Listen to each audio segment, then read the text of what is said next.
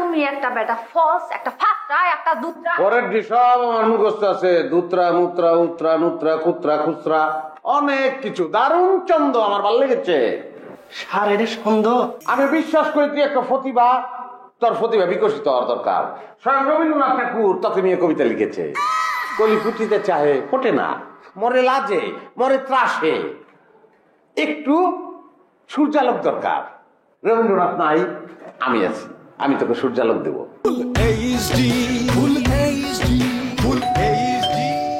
Calling bell বাজছে তো, আমি কি দরজা খুলবো?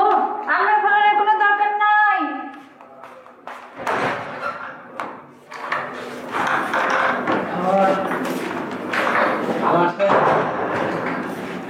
আসসালামু আলাইকুম ম্যাডাম, আমার ডাকেছেন?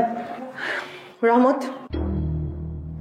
কোথাকার কোন মেয়েকে আমার বাসায় নিয়ে এসেছো, এনে আমার হাতে পায়ে ধরে তাকে এখানে থাকার ব্যবস্থা করেছো, আর এখন এই মেয়ে আমাকে যা তা বলছে।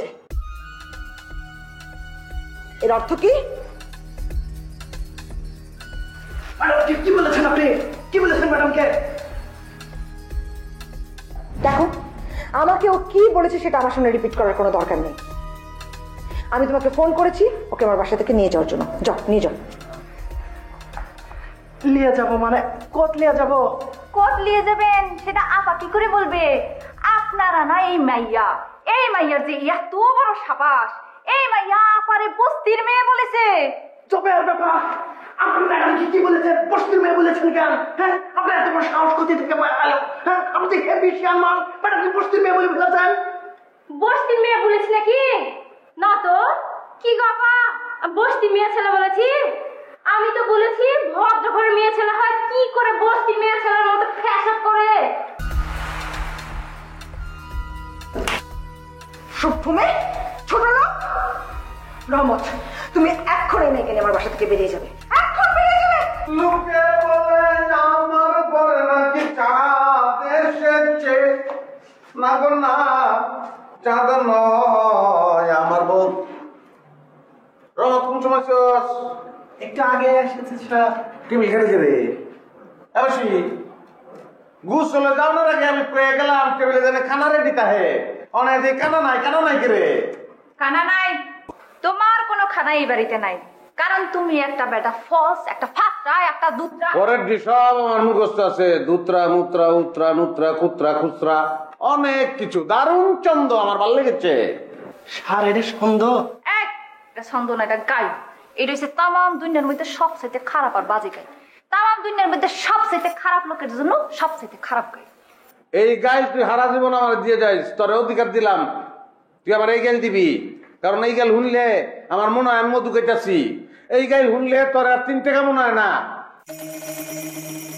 আমি বিশ্বাস করি তুই একটা প্রতিভা, তোর প্রতিভা বিকশিত হওয়ার দরকার। স্বয়ং রবীন্দ্রনাথ ঠাকুর তোকে নিয়ে কবিতা লিখেছে। কলি ফুটিতে চাহে ফোটে না, মরে লাজে, মরে ত্রাসে, একটু সূর্যালোক দরকার। রবীন্দ্রনাথ নাই, আমি আছি, আমি তোকে সূর্যালোক দেব। তুই প্রস্ফুটিত হবি। প্রতিভা না তুই। বৃষ্টি কথা কইতেছি, খাওন নাই, মাথা মতো তো ঠিক থাকে না। কিদা লাগলে আমার বাসি যা থামলে।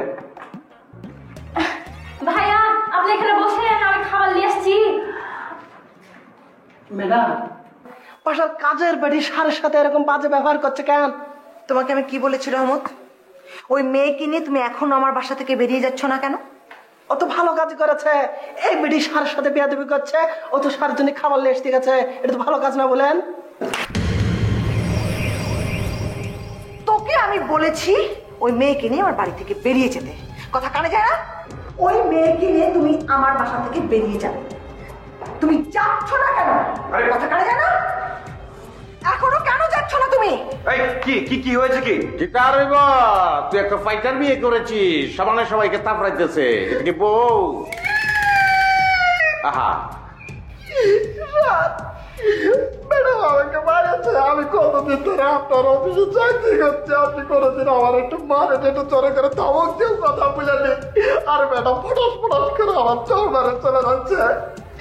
আর এই গেলে দাড়ি বেশি আছিল, ওই যে পরে গেছে, অর্ধেক কমে গেছে। আচ্ছা না কান্দোস করে আরে বাপরে বাপ, যেমন কান্দ মনে আর ফাঁসি হয়েছে, বড় বোনে মারছে, কোনো সমস্যা নাই।